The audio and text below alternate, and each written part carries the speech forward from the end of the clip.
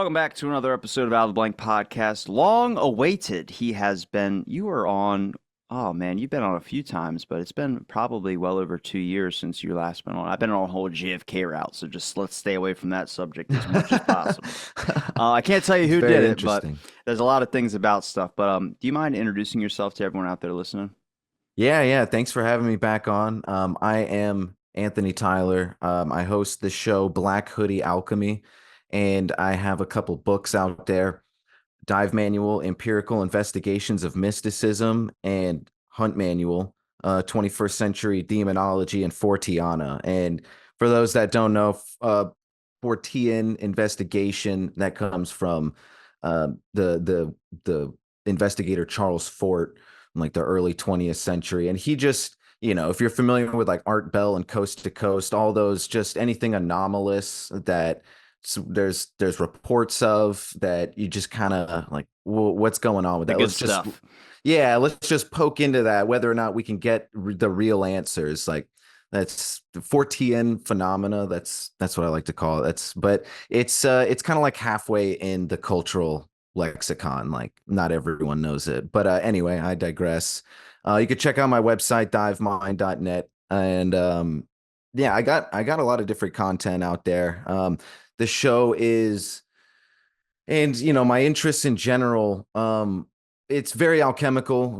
I'm very much into hermeticism, but I was raised like Protestant Christian and got a lot of fascination with things like Buddhism and Taoism. So I go into a lot of different places, but I'm also, like Carl Jung is a big linchpin for me, because these are things that can be analyzed and cross-referenced. Like, comparative religion is a big part of what I'm interested in, but you have to be careful, understanding the cultural contexts of things and finding the common denominators so that you can analyze them where it's not like a hodgepodge.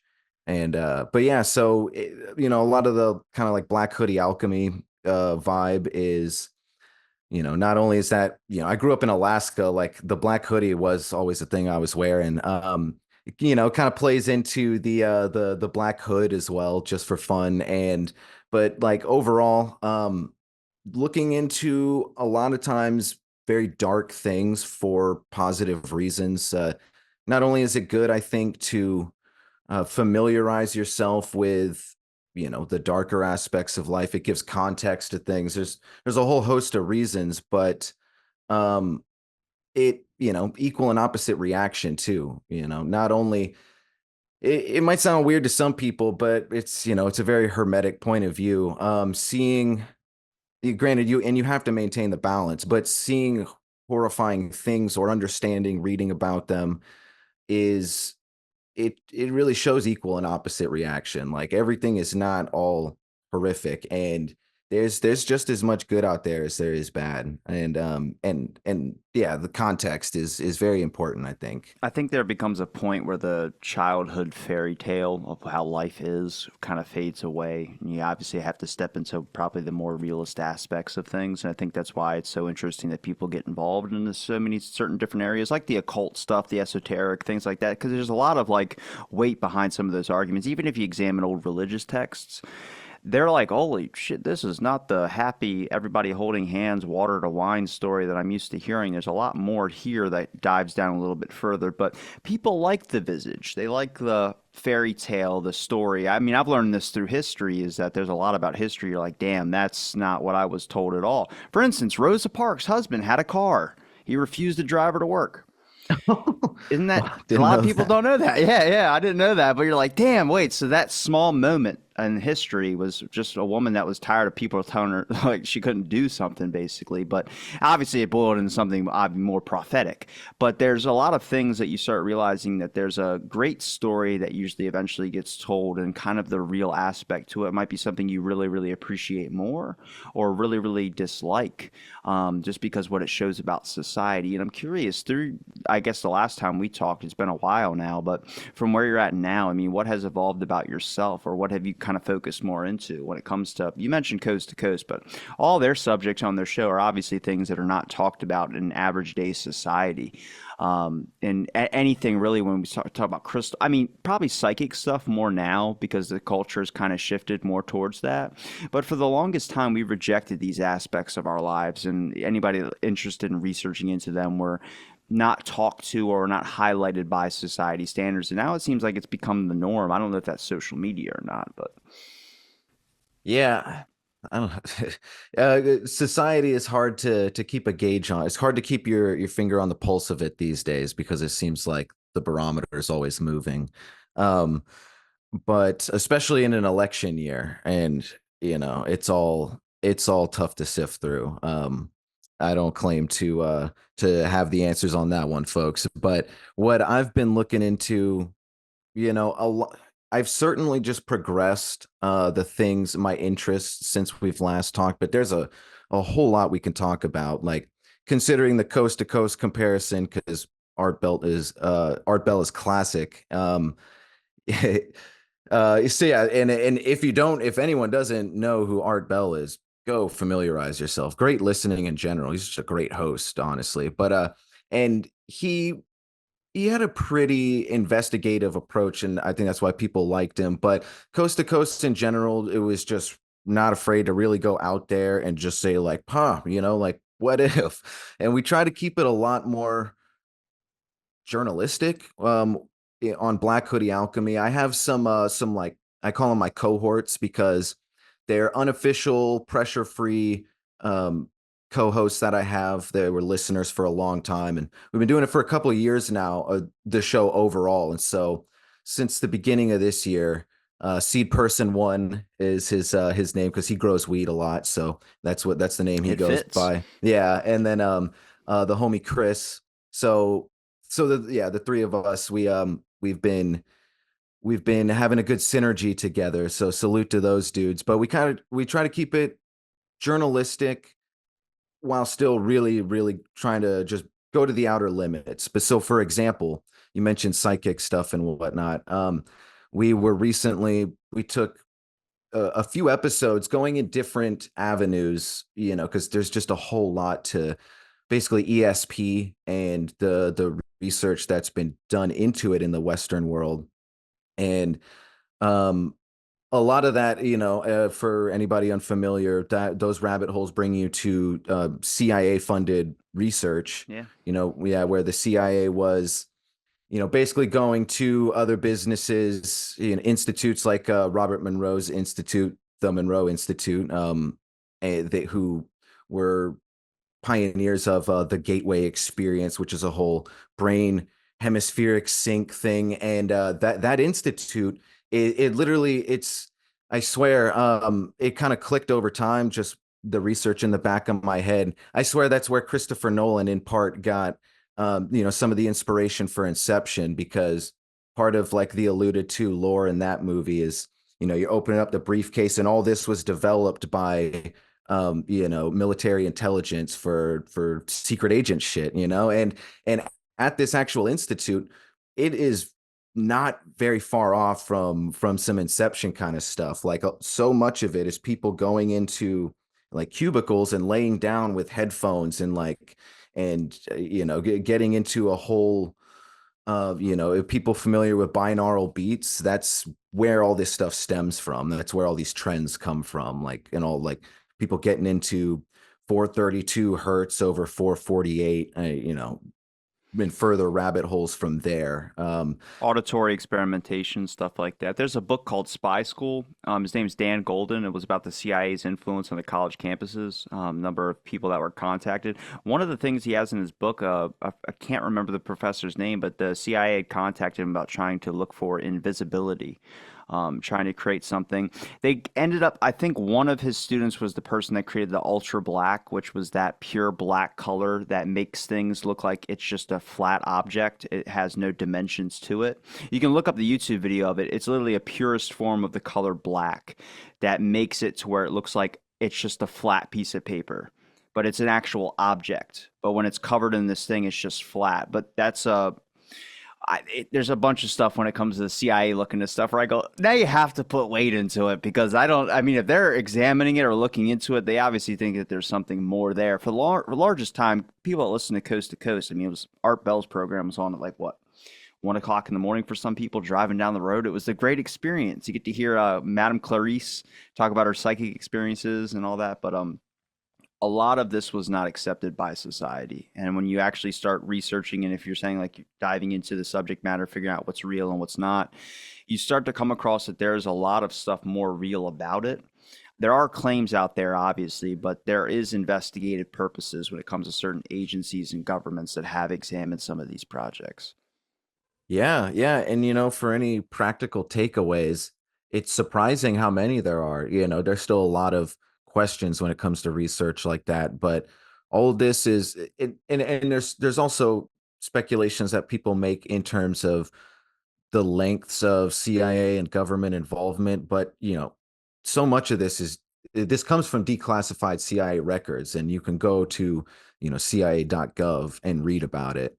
So, and their official response is, yeah, we absolutely funded this stuff, but these were clandestine efforts. These were people, in the CIA that, there's just like extra funding. We probably, if we had known about it, we probably would have not invested that much money into it. But that's, BS, that's that. BS. Come on now, they would have dumped all of it in there.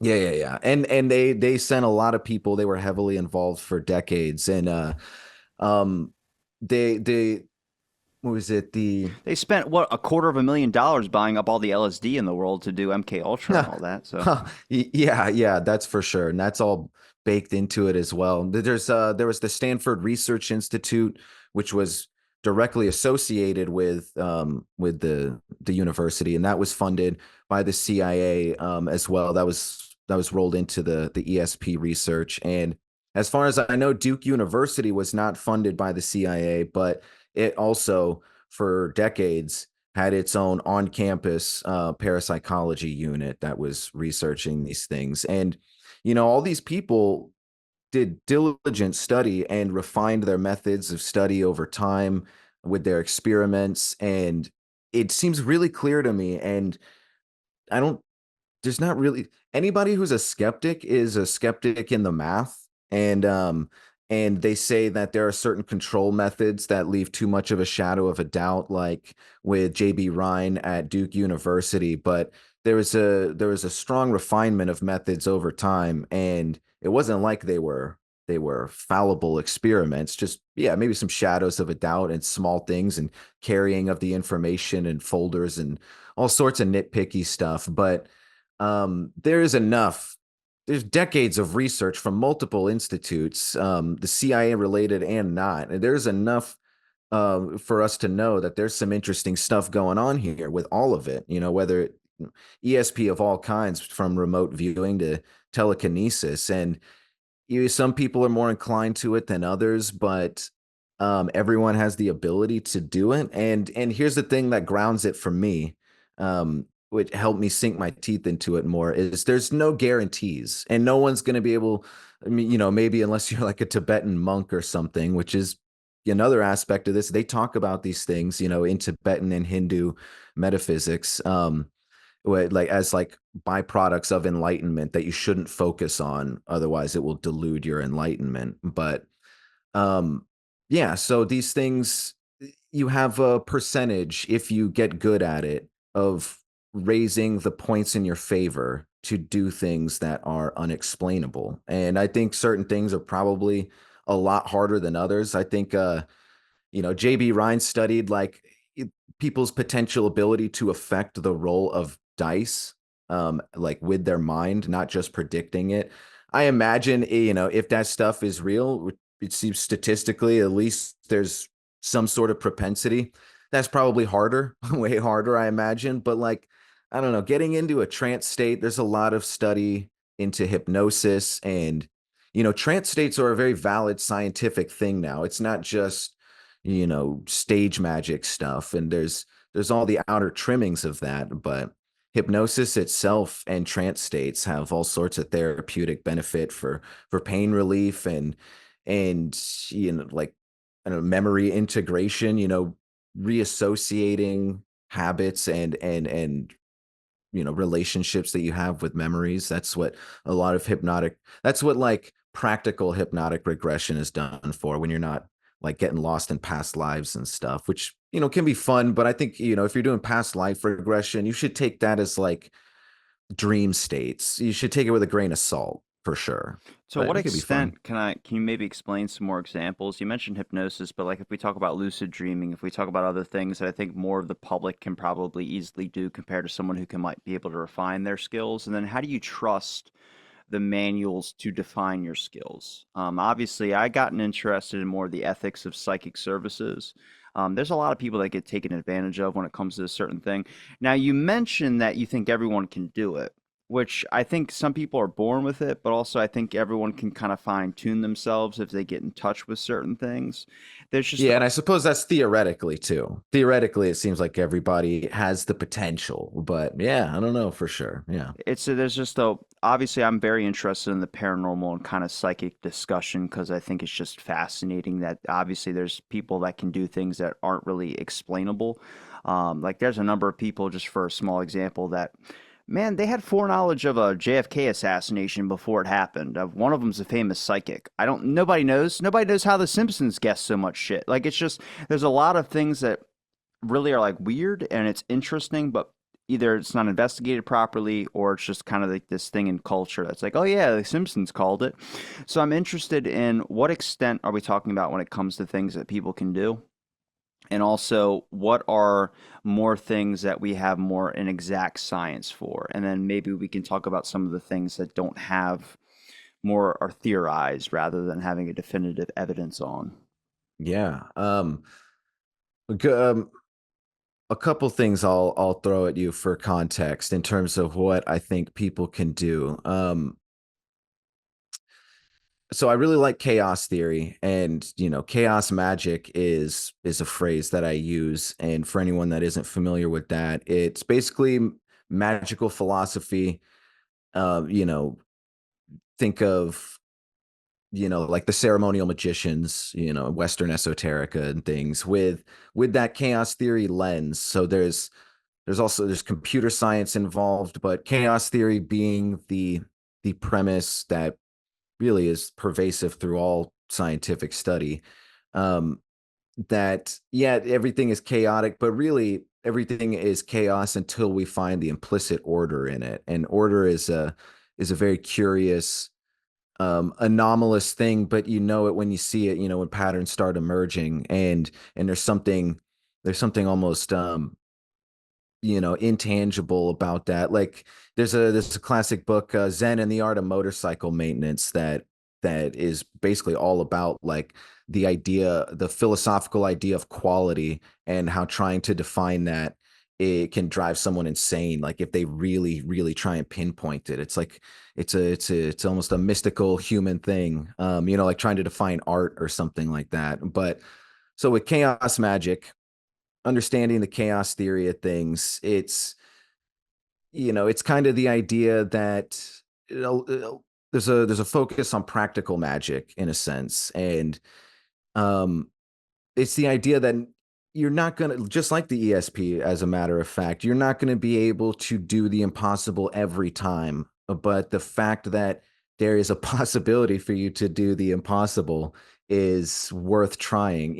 And I illustrate that with the whole chaos theory motif. The flap of the butterfly wing can theoretically cause a typhoon halfway around the world. And it absolutely can theoretically. It might not ever. That's a pretty really dramatic example, but the fact that it could theoretically is really fascinating. And if the butterfly knew its potential, I don't know, it might put a little bit of extra oomph in there, or like who knows. So just be the fucking butterfly and flap your wings, man. You never know what's gonna happen. And um the other thing, keeping in line with the flap of the butterfly wing, is the whole phantom limb of the psyche that I like to bring up some to illustrate this point of what we can do. And in abnormal psychology, there was it still is, he's doing his thing, as far as I know, VS Ramachandran, who did a lot of look into um neuropsychology and rehabilitation and things, lots of abnormal neuropsychology, including phantom limb syndrome.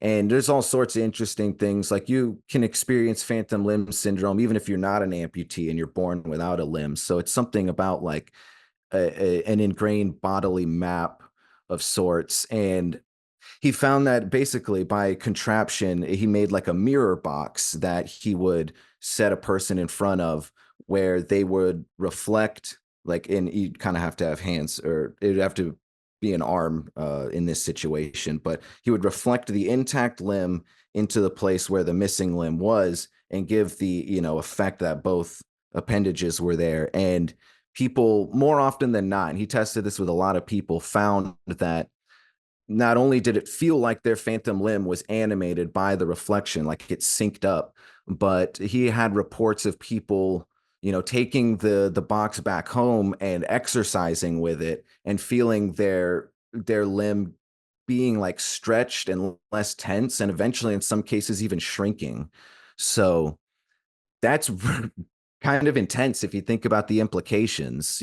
So even if things are not physical in the regular sense, you think about everything that we store in our central nervous system, all the tension that you can keep in your gut.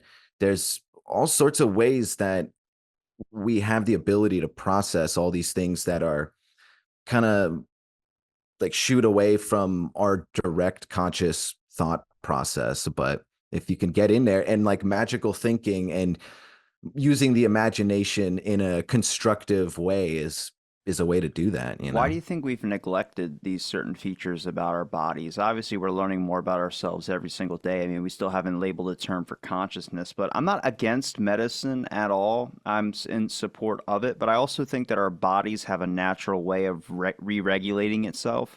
And I think it also can tell when you're not 100%.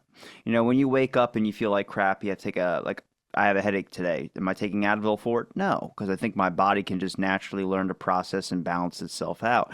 A lot of people would take the Advil, a lot of people would take the headache medicine, but if you're missing like a limb, if even we're talking about like psychic stuff, but if you're actually missing something and you still get those feelings of it being there, that actual syndrome of psychic phantom limb syndrome, it's because your body is aware that it's missing a piece of itself. I think a lot of people feel this when they have a certain want or desire to do something that maybe they've been wanting to do for a while. There's just a piece or something that your body's trying to do to bring itself into its own awareness that you need to have this part to be balanced again. And a lot of people don't look at that. And I don't know why we've neglected those certain aspects of ourselves. We've looked to more other things to either get us better, to give us focus, to give us motivation, which I don't think are bad. I just think that necessarily we just haven't learned the full capacity of what we can actually do, or how much we should be trusting our bodies and giving us the direction to do so.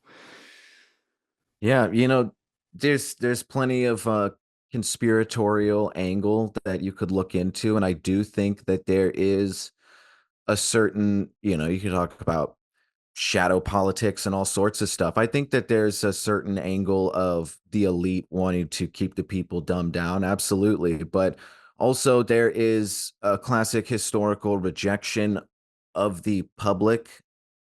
The public rejects often the more nuanced aspects of life. People want things clean cut, and a lot of times historically, when we're given answers, people don't know what to do with it. And I'm not anti-capitalist at all, but certainly there's got to be some better forward progress in the future, because we seem to be in a little bit of like a post-capitalist society. I've heard my some friends use the term like necro-capitalism, where it just seems to be feeding off of itself now. And It's locked it down to where you can't do jack shit if you're an entrepreneur. I can tell you that much. yeah, yeah, straight up, absolutely. So, and there's something about the desperate clamor, how the dollar is tied into survival now, where I also it kind of feeds into the whole big pharma thing with the allopathic medicine and just wanting to band-aid things. I think I think quick fix in this society basically is a lot of the issue. I think kind of everything I just said is a deeper explanation of people really just do consistently for a few different reasons. They just want to stick to a quick fix. And I don't think this stuff also I think sometimes people hear this and they don't let it sink in. You know, they'll be like, oh yeah, phantom limb, that's interesting. And then, you know, you don't have to build a life philosophy off of that, but let it sink in a little bit. That's kind of powerful stuff. And there's a lot of different ways to explain, you know, that's an example of kind of the power of the mind in a practical, tangible way. But, you know, I think, you know, so you don't have to be like an esotericist or be deep into this stuff. But if you're just a regular person and you take some time to really let that sink in and not only and then follow through in your actions a little bit, I think you'll be all the better for it. But, you know, quietude and solitude and it's things that people are uncomfortable with these days. That's for sure. Why do you think people don't examine it that way? Obviously, everyone talks about, oh, I'm just too busy or something like that. But obviously, social media is a big distractor of people's times. A large chunk is to swiping and stuff like that. But asking someone to examine a deeper meaning into something that they would just neglect over on a basic day. I mean, ask somebody, what was it like walking to their car? You know, there's like, well, I went outside, it was a little bit chilly, you know, maybe put on a jacket or it was a little too hot, maybe decided to, you know, just wear a shirt or something. They'll tell you that, but they won't tell you what they envisioned when they're walking to their car. Mostly it's about getting in their car, worrying about gas, worrying about bills, worrying if they're going to be late for work. And you kind of miss out on certain key aspects of things. The only time you'll find someone who's examining it is when they're just like, oh, I'm having fun right now. Like for me, like I'm not working as much. So I'm like, shit, I'm able to actually pay attention to a lot of stuff. I got the house cleaned up. I mean, damn, I didn't even know I was living in that much of a mess. I know the feeling.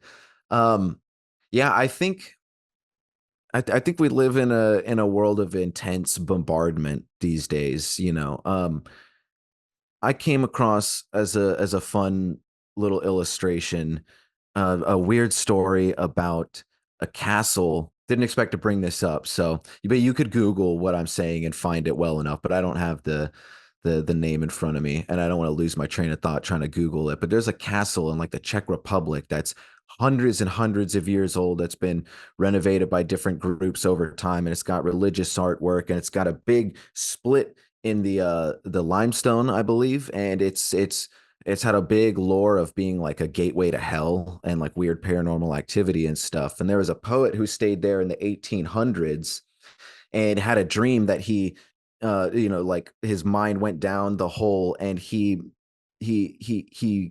came to and he was in Prague in like 2006 or something like that, and he had a little girl showing him pictures on her phone, and he said it was all horribly mechanized and dystopic. It made him very scared. And he said there's mountains that had glowing lights all in them, like, you know, like giant apartment buildings or whatever and things like that. And that's, you know, long story short, that's how people would react to our modern society. I think, you know, there's a reason that we're all stressed out all the time, or at least having to be mindful of our stress. Like it's, you know, certainly there was this stress of, you know, evolutionarily the us looking out for the lion and things like that, but that was more striking, it was more intense, you know, more horror movie adrenaline. This is the slow seeping, you know, the quiet desperation, like Henry Thoreau said, and that everyone is experiencing. And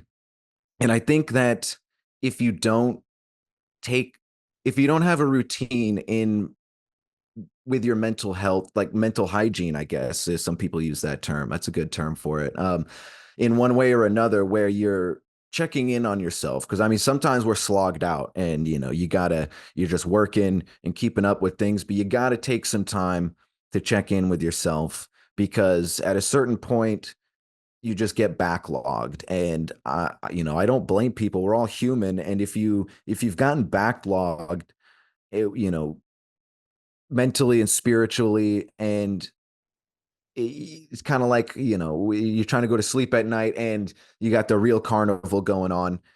everyone has some trouble sleeping, but if you're like just up at night constantly worrying about things, you need to take some more diligent time to check in with yourself before you're trying to go to sleep, because that's your mind and body forcing things that you really should be thinking about and integrating on some level. And I think that at a certain point people just get so overwhelmed anytime they get back to that, what Jung would call the shadow complex of the psyche. They start feeling that, creeping up. They just It's really easy to find the next thing to roll into, whether it's the next thing that you're flipping through on your phone, or just whatever. Like, you don't even have to leave your house anymore to stay constantly distracted. So it's pretty easy to stay distracted, man. It's disturbing. I can't believe that people don't have more parameters with their technology. Just like junk food, there are the people who don't give a shit about their diet, but most people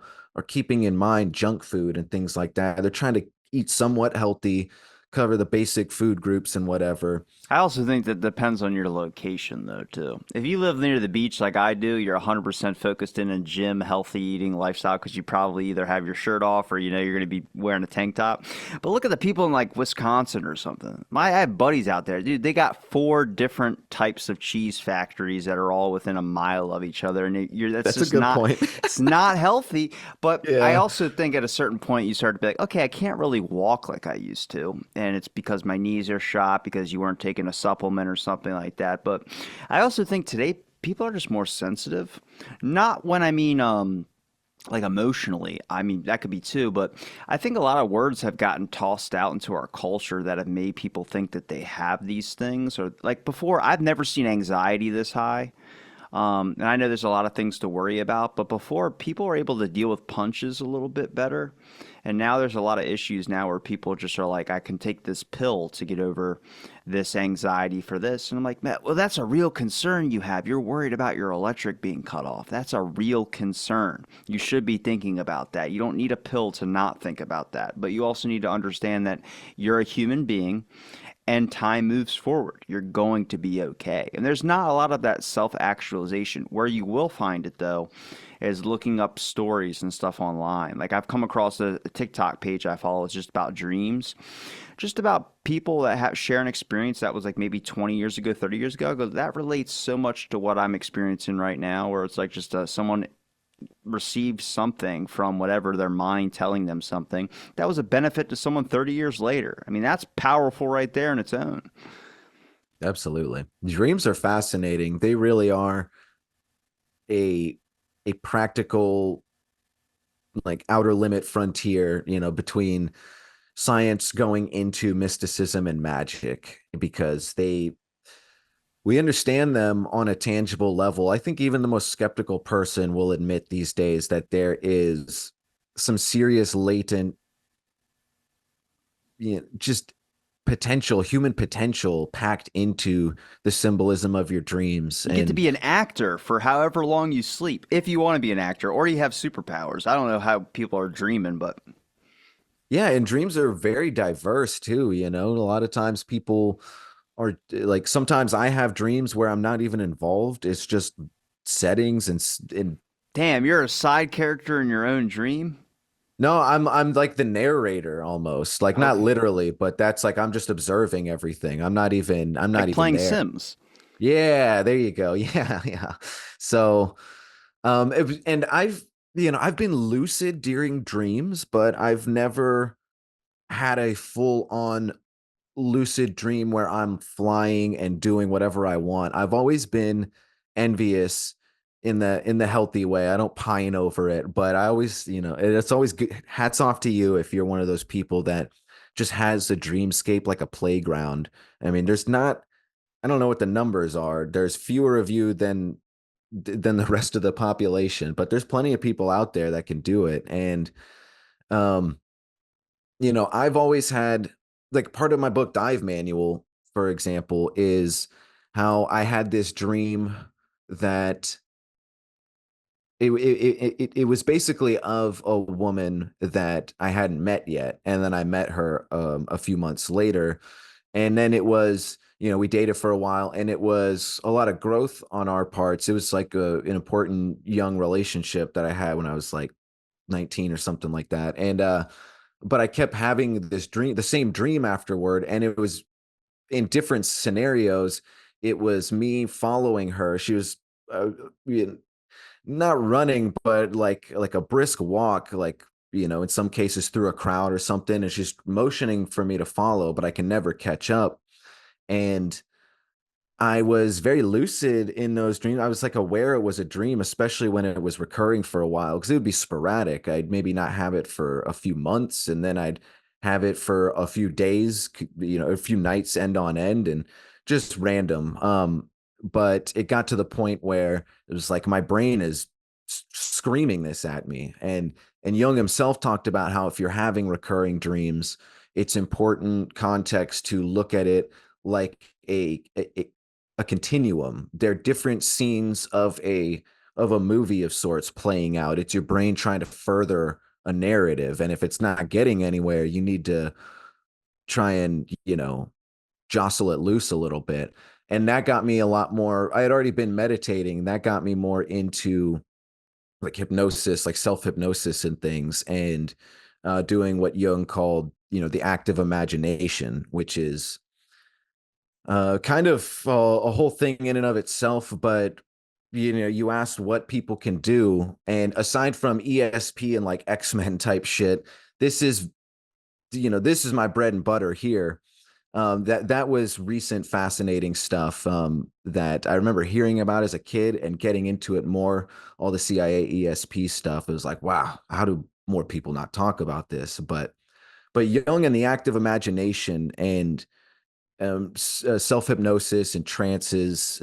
These are things I'm very familiar with. And, Jung himself. So, for example, just what he did, some people will be familiar with the Red Books or the Red Book and the Black Books, which are the unedited version of the Red Book. And it was just, it's a collection of Jung's visionary works and his paintings and calligraphy. It's really intense artwork. And these are induced dream states basically with hypnosis, like in a therapist's office where he is doing what the ceremonial magicians of old would do. And all these things, like he wasn't like drawing a circle and doing incense and all these things, but it's same kind of premise. And in the long run, as far as I'm concerned, none of those things are specifically magical. It's kind of like Inception again, because that's a great movie. They're using kicks to get themselves out of the dream, the multiple layers of the dream. You're using all these different cues to kind of draw yourself inward, in the opposite way. And you do things that are going to help you with the path of least resistance. It's all a swinging watch, you know what I mean? And incense is, might help you like buffer your smell, get you in a certain headspace. Watching the flicker of a candle, that's pretty hypnotic. You don't need to get too fancy with It's this set and stuff. setting. Yeah, absolutely. Yeah, psychedelics, another great whole comparison to just set into this really seamlessly. And Well, you walk into like a crystal shop, and if you buy a couple crystals and you have them set up and you're doing some of this stuff, it makes you more. I think a lot of it's the belief factor. You got to put your mind in that state. If you're just like, for me, if I'm just sitting there doing yoga or meditating in a room, I'm going to be like more, oh, I could be on my phone right now. I could be doing, I'm not in the headspace to get the full effect of it. But the people that set themselves up in a dark room, and look, I don't understand the heat thing, but people that do that, I get it. The experience they have afterwards, they talk about it like it's like a religious new birth or something to them. And I'm like, all right, so maybe it's the set and setting aspect. yeah, yeah. No kidding with the heat thing, man. I grew up in Alaska. That's a whole different level for me. Doing some hot box yoga or something. But yeah, it really. So for anyone that's never been there, if you've never taken a psychedelic or even just got really stoned and just like caught yourself staring at the wall or something, like you can get to a tangible trance state, like a scientifically tangible state with brain waves and everything. And it's where you're more suggestible, depending on how deep you are in. And you are certainly, so and that goes for not only other people but for yourself as well. So and again, this is like this is really getting into like magical tombs and everything. Like this is people will have greater implications in their own mind, but this really is where it starts. This is what they were doing, and you sit down, you get into that trance state with whatever you prefer to use, and you keep something in mind like an active meditation. So Jung would he had like a spirit guide called Philemon, and man, it's been a minute since I brushed up on it, but he was a biblical character, and he was also a character in the play of Faust, essentially. Long story short, and he was like an archetypal guardian type figure that Jung would seek counsel with, and in these meditative, active meditation is really not a bad way to put it either. In these meditative states, he would just once you get there, you just let your mind do its thing, and is it just your mind? Maybe. Is it something else? Maybe. Me personally, I think that these things are the mind, they're the psyche, but with all the unexplainable strange stuff I've looked into, and even some things that I've experienced, I certainly believe without a doubt that if you have enough intention, same as the ESP and the whole flap of the butterfly wing, if you have enough intention, sometimes our visualizations and projections become a vessel for something greater. And i think that's what a lot of like spiritual discipline and things like that are. But that's the whole thing, is if you can basically allow yourself, you don't have to be that verbose in terms of mental hygiene or checking in with yourself, but that's a hell of a way to do it, and that's a very effective way to do it. Just every once in a while, and this is what, like, the pagans, and this is the Eleusinian mysteries. This is why psychotropics are kind of involved in these sacred rites, because it helps a little bit to have something to give you a little bit of an oomph. So, Do you think a there's lot not. of people attribute those to like religious things? Like anything you can consider stuff that could be you doing something, obviously positive mind thinking, stuff of that sort. A lot of people attribute it to like, oh, I prayed and God made this happen. I'm not knocking religion, but I feel like we don't give ourselves enough credit for being able to balance ourselves out as much. We trying to attribute it to other things, whether it's a pill, whether it's to luck, whether it's to karma, whether it's just not saying that those do not exist at all, just stating that I do not think we give ourselves enough credit when it comes to finding a way to balance ourselves out. Us looking to something to balance ourselves out is us doing something about trying to balance ourselves out. Yeah, yeah. I think in especially in Western society, it's the whole question of how much responsibility do you take for your life, and how much of it do you think, is just in God's hands. And the left or the right hand path in classic esoteric terms.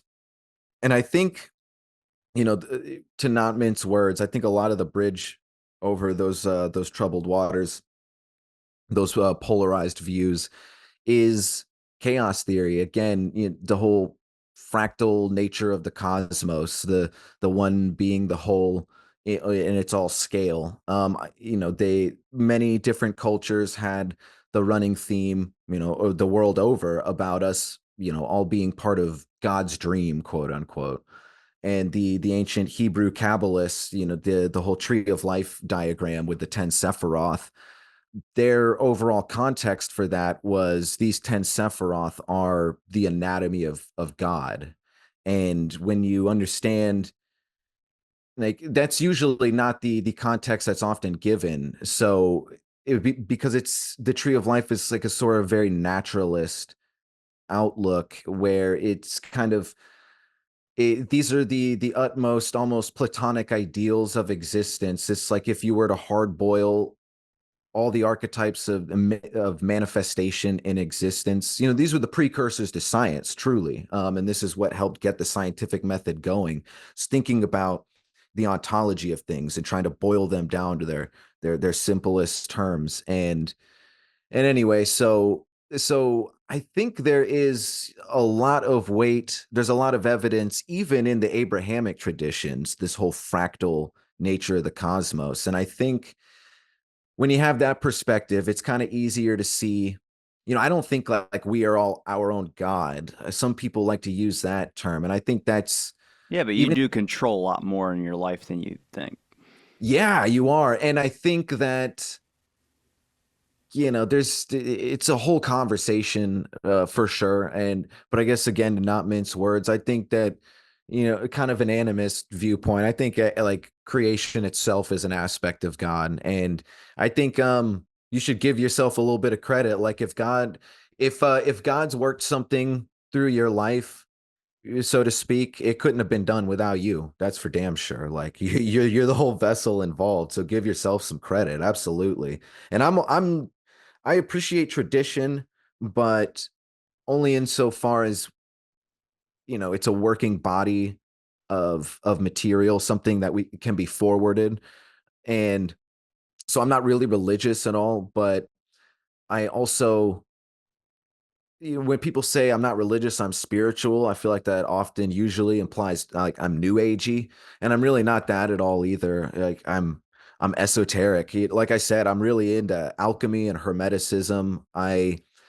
And comparative religion, if I'm trying to find the common denominators. So I think that there is something to be said about the revolution of the self. There are things that we can share with each other and a lot of human experiences that we can find common denominators with, but there's some things that you're just going to have to find out for yourself. And I think if you settle for the boilerplate of any religion or school of thought,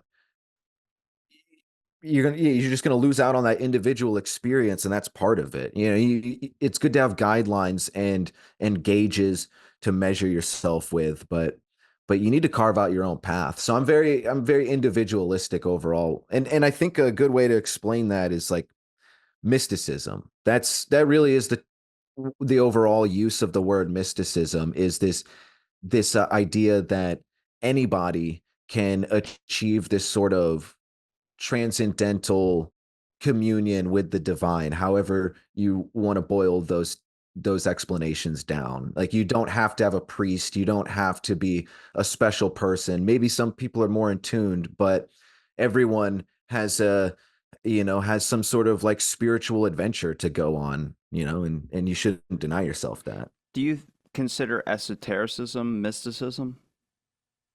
Yeah, yeah, absolutely. And esotericism overall is all of it. It's the study of the symbols and the unexplainable when it comes to metaphysics and basically a good way to look at it is magic and mysticism are two sides of the esoteric coin. Magic is where you're sitting down with the whole ritual and ceremony of it all, and you're doing your hymns and prayers and everything else. And mysticism is a very Taoist sort of approach where you are constantly looking and refining and keeping all those things in mind in the more organic way, like life is the ritual and ceremony. And I'm equally fascinated by both. I think I lean more towards mysticism. I think again, with psychedelics being a good example, I think a good philosophy is you take a heroic dose every so often, and then you go about your life in ways that help you integrate what you learned. And if you're taking it too often, then you're not giving yourself enough time to breathe and expound upon the things that you were opened up to from your subconscious and whatever else. And I think magic and even things like astrology and tarot cards, truly these were all the precursors to the scientific method in various ways. So even as a skeptic, you give it some historical due, but even if you're interested in these things, I think they're fine. But at a certain point, you have to just sort of let your intuition guide you. If you're just constantly looking to cards or whatever the hell else, you're kind of just constantly. I feel like you're just following the dangling carrot on a stick. So, You yeah. mentioned that your bread and butter is. Did you mean that your ESP in the government was your bread and butter? Because I'm curious if you think that the government investigating mysticism or these types of other forms of what the consciousness can do. If you would go conspiracy with me on it and think that they found a way to capture that, and use it to their benefit, such as like why are manipulative advertising such a thing? You tackle a certain aspect. They've gotten, like, for instance, the best example I can give you is the Facebook like button and all the emoji buttons that are on Facebook. There was a survey conducted that more people would engage with a post if they added a hate emoji or a happy emoji or things of that sort. You are manipulating a part of people that is going to cause you to get more clicks and more time on your website to get their attention more. And then also this esoteric symbolism in advertisements. Why is everything used like a triangle as like a symbol, and red and blues? Is it because it's color theory and attracts our attention more, or they just found out that there's something about our evolutionary aspect of things where we've gotten attracted to certain symbols in certain ways, like houses? Why is it weird when we see a circular one compared to when all the four walls and it can be doubled, stacked, side by side, doesn't matter, but as long as it's in a square form, it's acceptable. Yeah, good points. And oh yeah, also no, I'm not usually dabbling into the CIA, but it's always, if you're interested in the unexplainable, you're always bumping into the CIA in research. So very familiar with it. But if there was one thing overall that was my bread and butter, it'd be Jungian philosophy, because it it entails a lot. It entails a little bit of esoteric flavor and comparative religion and all these things. So, but that said, I I think that we definitely are living in a heavily psychologically manipulated society. I mean, if most people are well aware at this point that all these different social medias, specifically the initial one like Facebook and Twitter and things, I'm sure every social media it has this in mind at this point, but I'm also sure that the blueprint is already written by now. Point being, they had Ivy League psychiatrists and trying to figure out these the paths of least resistance on all this programming, how to hook you in to begin with, and the internet was built on these principles. It's a whole bait and Simulation, switch. bro. We're already in it. It's not even real anymore. Yeah, yeah, God's dream after all, right? So I think, and again, it goes back to what I was saying a little bit. I'm so surprised that most people do know that, that about the social programming with social media. Yet, when you hear people talk about things like a lockbox for their phone, people are like, "Wow, that's pretty out there." I don't use it, but I don't need it. Like every so often, consistently, I have to just put my phone away. I just don't want to be around something that can just deter my attention. I want to have an unbroken train of thought for a little bit. And it surprises me that so few people don't feel that itch at least every so often to just, instead it's the opposite. It's a withdrawal thing, like, oh God, where's my phone? I need that back Well, it's around me. FOMO. It's like that fear of missing out about. I don't know why there's that part of our culture now. Maybe it's coming up with the younger generations a little bit more, but I have friends that are like, will do the most manipulative, weird shit where you have to be like a Sherlock Holmes. Like you find out like while you're sitting in the shower like a week later, you're like, that motherfucker, he suggested that restaurant 12 times and he knew that every other restaurant they'd say no to until it was that restaurant. I was like, there was a purpose behind that. Yeah, man. It's also, yeah, it's overwhelming. There's everything is on our phones these days, and I don't know if that, It's not good. it's not good, because not only is it And we ask more questions. It's like you have the fucking Google device in your pocket. Just Google it. yeah, yeah, and there's not enough separation, where people say, like, if you work from home, you need to have like a specific room, and that way you work in there, and then the rest of the house, like it gives you a setting to help decompress, and a little bit of like necessary pageantry. And I feel like it's the same thing with the phone. Like, we're doing everything on the phone. It's our banking, it's paying our bills, and it's surfing TikTok and whatever else. And there's just not enough differentiation. It's giving us all the stress and all the dopamine, and it's just like it's just a mind fuck rectangle. Like, there should, and so how much of that is by design? I don't know how much, but clearly too much. I do know that, man. And it's sketchy. I mean, you look at just the phrase corporatocracy, it's definitely a thing. There's a book, I haven't read it, but it's on my list, and it was brought up to me by a good friend by Douglas Rushkoff, and it is called I don't remember off the top of my head, but it is an entire massive book about and very detailed, not like some independent printed conspiratorial stuff. It's talking about the history of the idea of the corporation and how since like the medieval Europe it has enslaved us. You don't need to get into shadow politics or Illuminati or anything like that. All you need to look at is the freaking reptilian brain. It's people just trying to dominate each other, and you need to look at the overall idea of the corporate entity as it's evolved, and the idea of the dollar, like those three things alone, and how they all are this tangled web of survival in this modern era. Like that really is why everything is so fucked up right now. And again, I'm not anti-capitalist or anything, but clearly there's too much hodgepodge going on. We need to streamline some things in our society overall quite a bit. Do you think we pay too much attention to industry rather than focus on our own personal accomplishments? Hell yeah. Hell yeah. Absolutely. I was watching a nature documentary just the other day, as my girlfriend likes to put them on, and they are pretty awesome.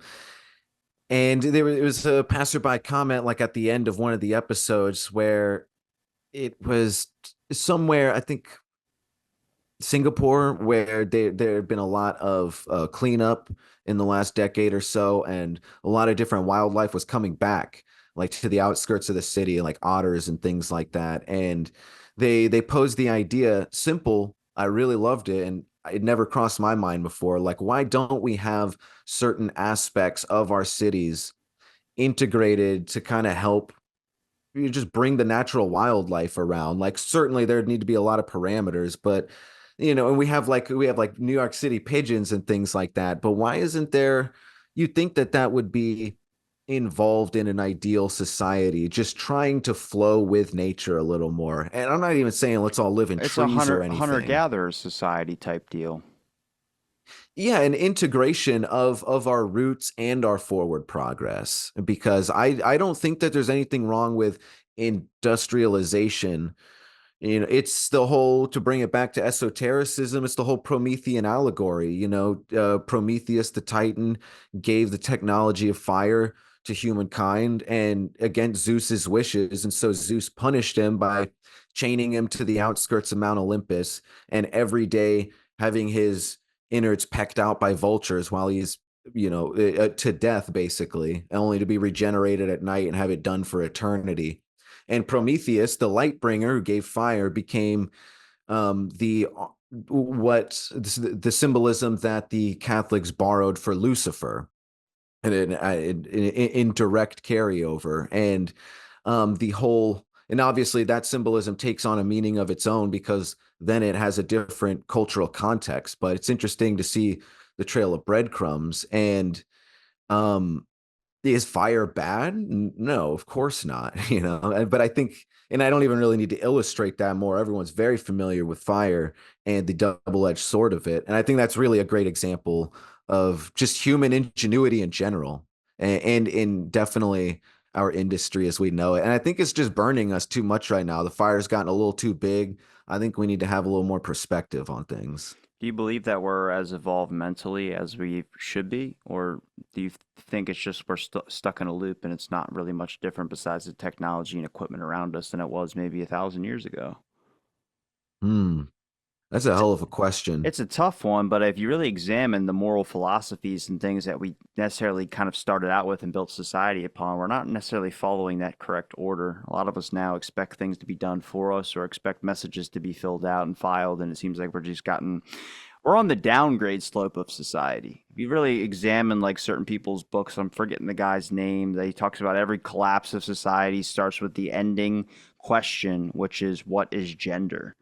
and I'm not getting that political divide about things, but if you really look and examine how far we should be right now, we're not anywhere depicted in any of the cartoons or animations that predicted the future.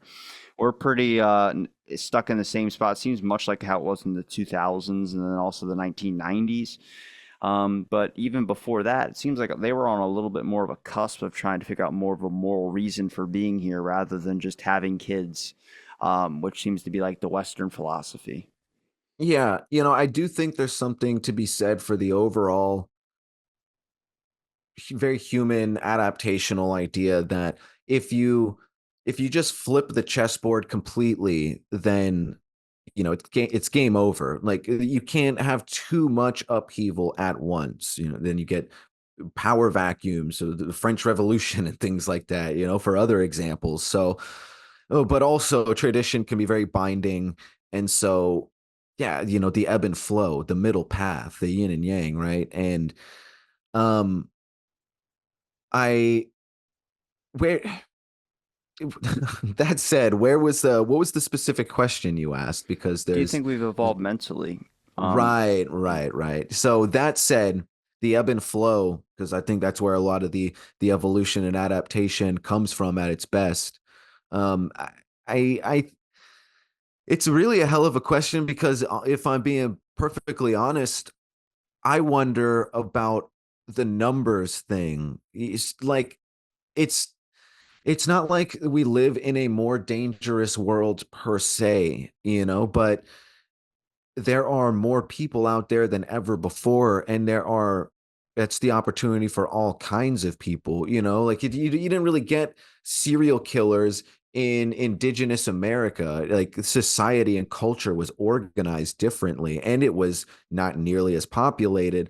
If indigenous America was as heavily populated as today, they probably would. It kind of just seems like a numbers game. So I don't know, in some sense, we are heavily progressing. There's a lot going on, but the field is so huge these days. It seems like there's a lot of us that are just becoming more like freaking monkeys, We're just devolving and just allowing ourselves, brain rot, basically, as the kids are saying. And yeah, so I really don't know which way the pendulum is swinging, but because I can see both, and I kind of have that Gnostic viewpoint, and for those that aren't familiar with that term, Gnosis is kind of a mystical word for a divine overall wisdom, and Gnosticism also usually has the implication that a Gnostic is interested in the fallibility of God, like an imperfect creator. Some of them even go so far as to say evil, like Yahweh is a nefarious being. But there's also Christian Gnostics where they look at Yahweh in different terms a little bit. But I'm very Gnostic in some ways, and I do think that there is a little bit of a fallibility to our experience in general. And, I think one way to, like, a concrete takeaway from that is I do think that we're never going to get a utopia. I don't think it works quite like that. I think this place is one way or another, it's a testing ground for a reason. Even if we don't go anywhere afterward, it's still meant to be a testing ground of dichotomies. Like the whole nature of this existence seems to be duality. Do you believe that it comes from something else to take us off that path, or do you? Because obviously we're stuck in a structure. There's a template here. It's a capitalistic template, and we can complain about it, we can accept it, it's whatever. But there's not really a way of breaking out of that, at least unless the mass amount of population, or there's just a total shutdown of society to where the digital dollar, everything means nothing. But I believe that it has to have some type of interaction from something that is more of an involved process. That could be a massive, every single person in the world just chooses, like the pandemic. That was an instance where everyone had to do something. Now, whether you want to get nefarious with it or not, but everyone kind of showed that society stops when everyone can come together and agree on something and stop. And then eventually it changed a lot of things, and things are still not right since. You could say for the better or for the worse, it doesn't matter. But when it comes to overall, I know aliens, anything that can be tossed out into the board, but just having a different breakout of this mentality, you just think this is how society is going to go until it's not, and then we have to restart it. Yeah. It's a weirder question, but it's one of those out there that I think a lot of people think about. I think the Purge movie really highlighted a lot of what people really want to know what it's like when they could do whatever the hell they want.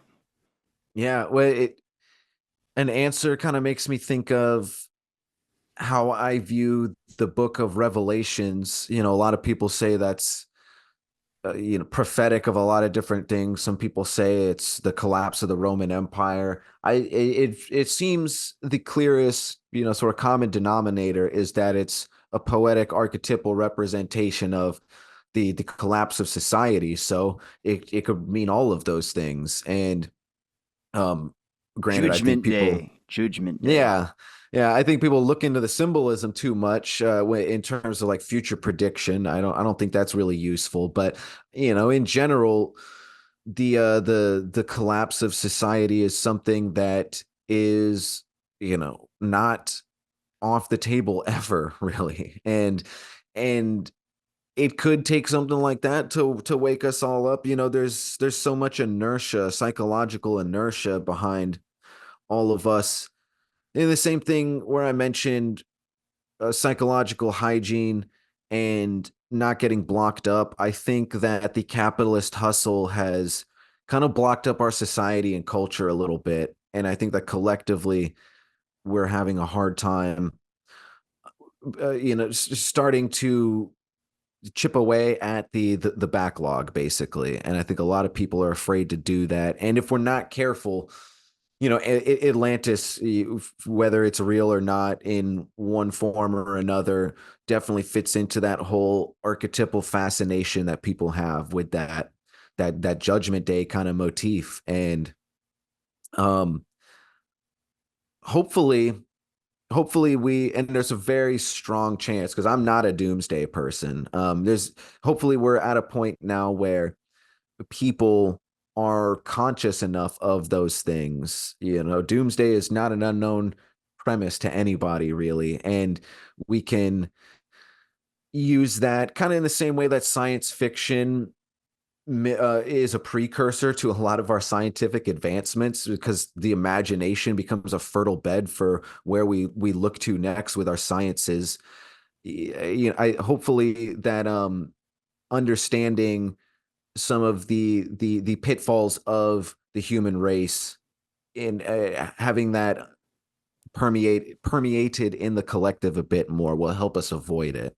Well, just So, Google the Doomsday Clock, and you'll be able to be weary of it all the time. I don't know if you've ever seen that before, but it's an atomic bulletin board of scientists that literally there's a clock. If it ever reaches zero, it means like supposed to be the speculated doomsday or when doomsday is going to approach.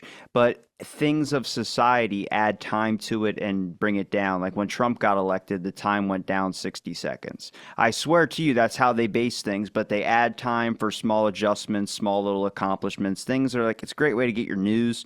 Like if they say someone just did this for society, then it goes up something amount of seconds. But it's run by a board of scientists that apparently don't have a bias. But you're watching the clock, you're like, fuck, dude, the smallest little thing. If Biden misses a word, you're kind of fucked. Like they bring it down like 20 seconds. I'm like, guys, slow down. Hold on a second. Especially like either World War III, whatever they expect. But it's an actual clock out there you can look up. It's like the population counter if you watch it. It just goes up and up and up. And then next, it's just weird. But I'm like, I don't know if that's a good thing to have in society because I think the one thing about life is that you're not supposed to be weary about your impending doom, even though it is on a lot of our minds all of the time. When are we going to go? Like people aren't afraid of death; they're afraid of when it's going to happen. A lot of people, like I said, I think they're just worried about are they going to accomplish what they want to accomplish in the time that they have. man, yeah, well said. And I've actually been thinking about the Not the death, right? well, I have, but in the symbolism specifically, like the the threshold of death and enlightenment. I For the show for Black Hoodie Alchemy upcoming, we're going to be looking into voodoo and Santa Muerte a bit, and so I've been absorbing.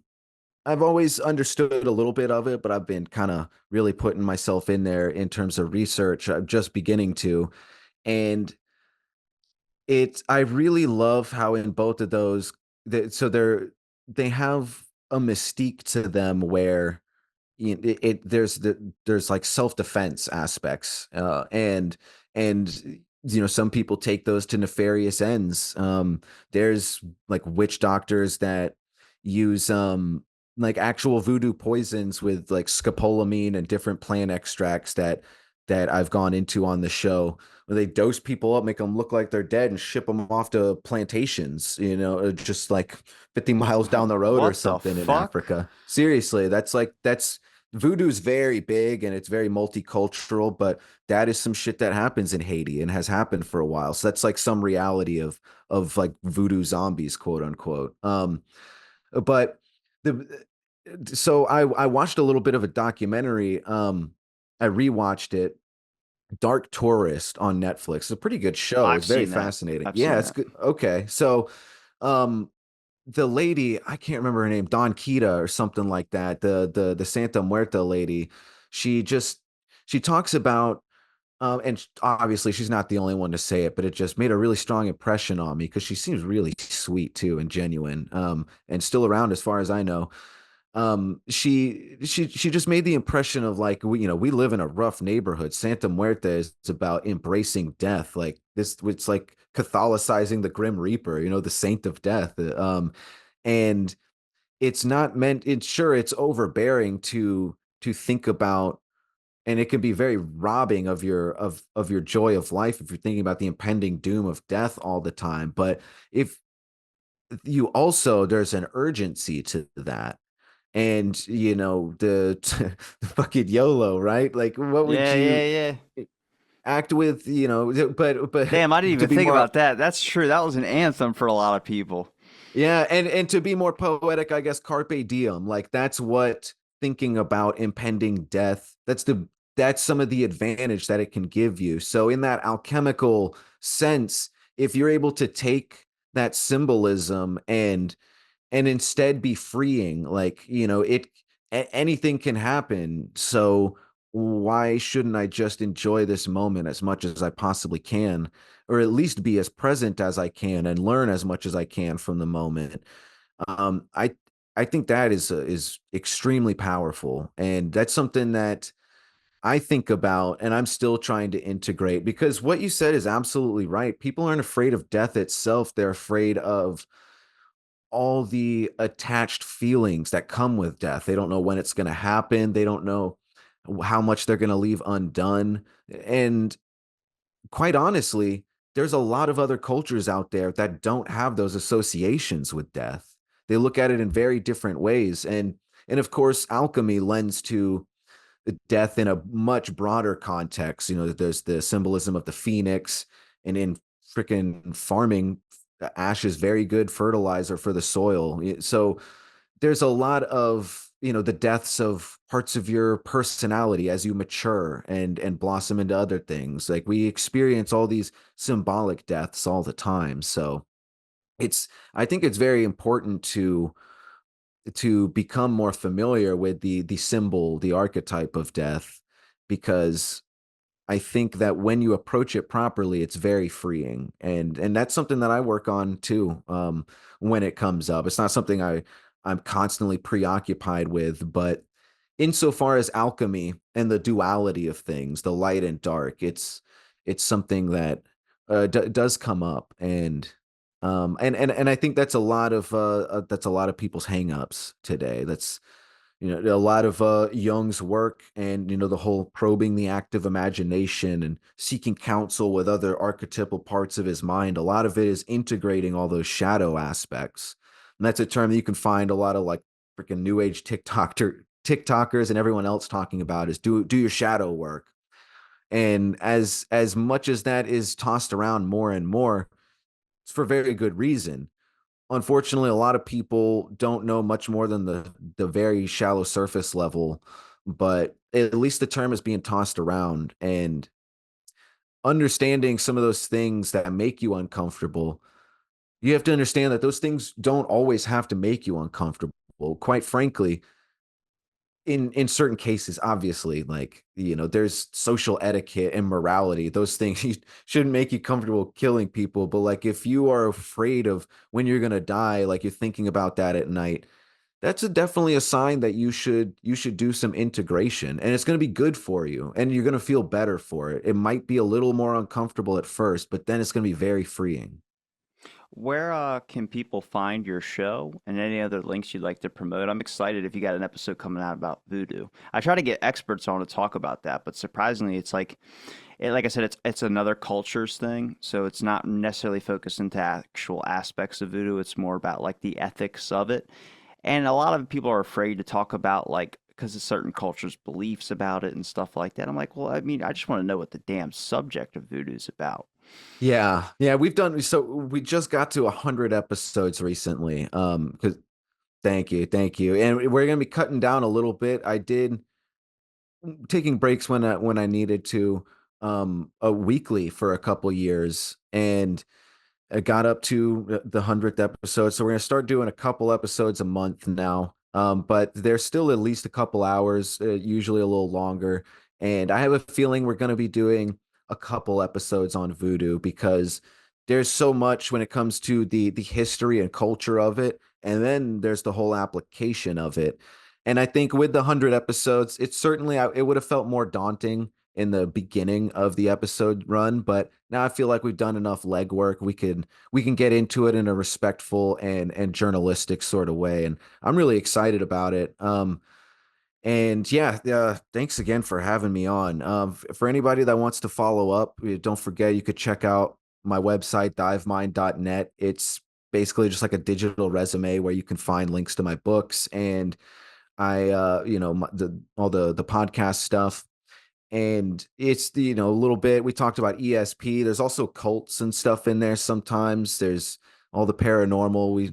We try to keep it interesting, and there's the strong backbone of alchemy and trying to find the positive in the dark. But also, if anyone wants a good laugh, it's kind of a mouthful, but suffice it to say that for fun over time, I have some side characters on the show. Like there's a redneck mystic named Tippy Patson, who's just like a mystical dude that misunderstands all esoteric philosophy. Like he tries to read the future through farm scat by poking at it with a stick. And he's a character I do with a southern accent and a slightly pitched down voice, so I sound really fat. And I've gone on like other friends' shows and like had them interview me as that character. So you can find all that in my feed. There's like a few others. We do it every once in a while just to spice it up and have fun. And it does get good feedback. So if anyone wants to check out some of that too, you can find that.